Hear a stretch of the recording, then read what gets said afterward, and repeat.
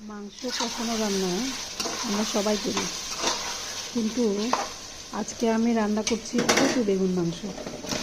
যেমন করে আমরা মাংস কষাই, শুধু কষানো শেষ হলে কচু দিয়ে কিছুক্ষণ কষাতে হবে। কচুগুলো একটু গোটা গোটা রাখতে হয়। তারপর বেগুন দিয়ে কিছুক্ষণ কষানোর পর পানি দিতে হবে। আবার একটু কষানো হচ্ছে বেগুনটা দিয়ে। যেহেতু বেগুনটা নরম, এগুলো পরে দিতে হয়, তাছাড়া গলে যাওয়ার সম্ভাবনা বেশি থাকে।